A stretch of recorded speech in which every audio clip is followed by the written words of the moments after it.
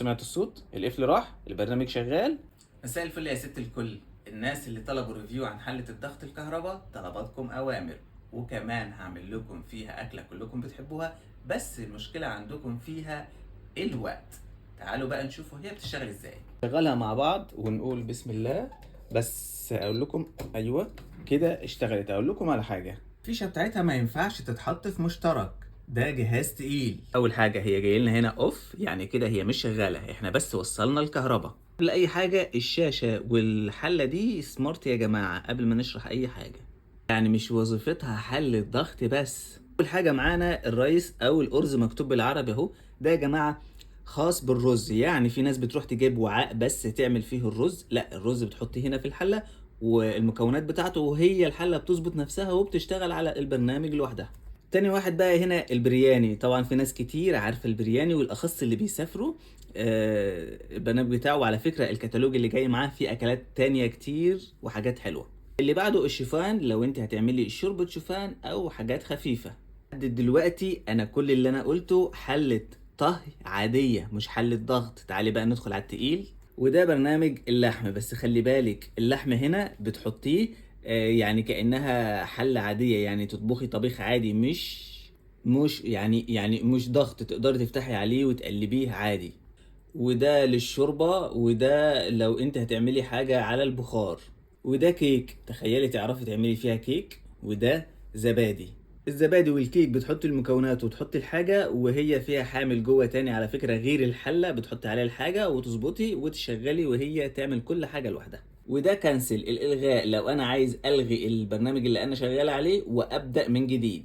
وده كيب وورم، يعني لو انت مثلا طالعه ساعتين ثلاثه بره، الحاجه تفضل طول الوقت يسخنها، تيجي تلاقيها سخنه جاهزه. واديلي طبعا ده التاخير، لو انت عايزه الحله دي تشتغل بعد ساعتين بعد 3 ساعات، بتديها الامر وتشتغل بعد الوقت ده. لما نختار اي حاجه من دول، هنا البدء الستارت، ندي تشغيل من هنا. انت عمال تقول ده طهي عادي طبيخ، امال فين بقى الضغط؟ اهو يا ست الكل، ده سوتيه، ده لو انت عايزه. وده طهي الضغط، ده بقى ايه الحاجه بتتعمل فيه طبعا، اللي هو بقى الحاله الضغط العاديه بقى. وده طهي بطيء، لو انت عايزه الحاجه تستوي على الهادي يا زبادي. خلي بالك يا ست الكل، دي ما بتفتحش كده، يعني لو انا عايز افتحها وهي شغاله مش هتفتح معايا. ولو حتى بعد ما تخلص البخار مضغوط جوه وجيت افتحها برضه مش هتفتح معايا. يعني لازم البخار يطلع بشكل كامل. طب اطلعه ازاي؟ يدوي من هنا، اضغط من هنا البخار يطلع. شوف دي اتحركت معايا ازاي. كده انا بطلع البخار يدوي من المنطقه دي. يلا بينا بقى نعمل الفول المدمس. بقى ايه، نرفع الغطا عشان ايه نحط الحاجه بتاعتنا. بصوا بقى لما بنفتح ايه اللي بيحصل. سمعتوا الصوت؟ سمعتوا الصوت؟ بتديك تنبيه ان في حركه اتعملت. شكلها من جوه هنا الارقام يا جماعه علشان خاطر المعايير، كل حاجه بتتعمل بمعيار. الحله بتيجي جرانيت طبعا، تتغسل زي ما انتم فاهمين بليفه ناعمه. شكلها بقى هي الحله بس دي اللي بتتغسل من جوه، لا ده شكلها من جوه. الحراره بتكون من هنا. نرجعها تاني علشان نبدا بقى ايه الخلطه السحريه بتاعتنا. طيب عايز بقى اشتغل بقى على حلة الضغط بقى. تعالي ناخد هنا نختار البرنامج ده كده. طيب تاني، اداني الوقت بتاعي. شوفي بيه البرنامج اداني الوقت بتاعي. طب انا عايز ازود عن الوقت ده، اعمل ايه؟ هروح هنا اضغط ضغطة مطولة للدقايق او للساعات. ادوس هنا على الساعة عشان ازود ضغطة مطولة. ازود من هنا، دي الدقايق كده اهو كده، انا بزود منها وعاوز انقص في نفس الوقت، هنقص من هنا كده. طيب عايز بقى ايه؟ الساعات الاور اهي، الساعات اتحركت عندي من هنا. ازود الساعه يبقوا ساعتين، انقص عادي برضو بقت ساعه. طيب انا هختار 3 ساعات وربع. 3 ساعات، وبعدين نروح على الدقايق ونزود الربع ساعه.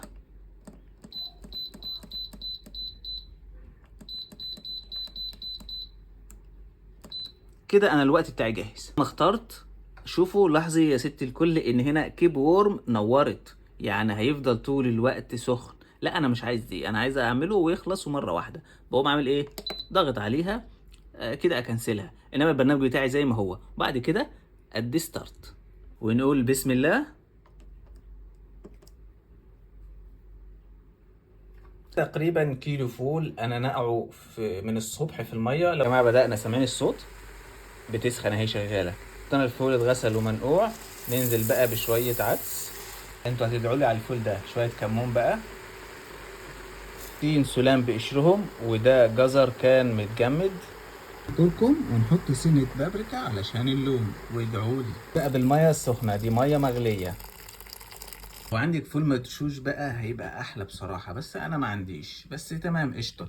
دي يا جماعه بيجي معاها كبشه ومعلقه ومعيار. الجزء ده بيجي معاها علشان خاطر البخار يتصفى في الجزء ده. نقلب بقى تقليبه كده كله في بعضه. نكمل بقيه الميه. ده بقى يا ست الكل لا تحتاجي كل شويه تفتحي عليه، ولا كل شويه تزودي ميه، ولا تكوني قلقانه. كده بقى نقفل الغطا ونقول بسم الله. سمعتوا الصوت؟ سمع الصوت لسه كده؟ ده كده بيقولك ان هي مفتوحه. انا حطيت الغطا بس اهو، شكل القفل مفتوح. نقفل بقى عشان الشاشه دي تتظبط وكل ده يروح. سمعت الصوت؟ القفل راح، البرنامج شغال، كل حاجه تمام وزي الفل. بقى تركايه، لو انا عايز ازود وهي شغاله هاجي من هنا ازود. تمام، بس في حاجه هي اهي بتنور هنا وتطفي، بس هتظبط نفسها وهتلاقيها دلوقتي شغاله. هتظبط لوحدها كده. تمام، ظبطت اوتوماتيك بالزياده اللي انا زودتها. كده يا جماعه دي اخر دقيقه. نسمع بقى صوت الصفاره.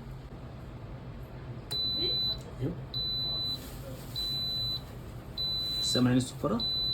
كده انتهى الوقت.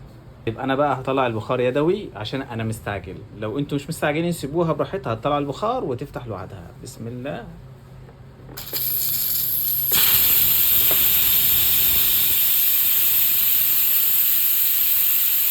نوجه ده ناحية الشفاط كده. ده بدأت ايه البخار يخلص، وما نفتحش الغطا قبل الزرار ده ما ينزل لتحت. لما الزرار ده ينزل لتحت معناه ان كده ما فيهاش بخار ونقدر نفتحها. كده نزل يا جماعة، نقدر نفتحها ونقول بسم الله.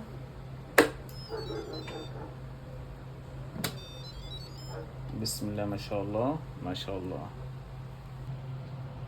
احنا يا جماعه بنحبوه سبايسي وبنحبوه كمان ناعم. الهاند بلندر، عارف انتوا تسالوا عليه. انا هعمل لكم فيديو مخصوص عن الهاند بلندر. تعالوا بقى نشوف نكمل.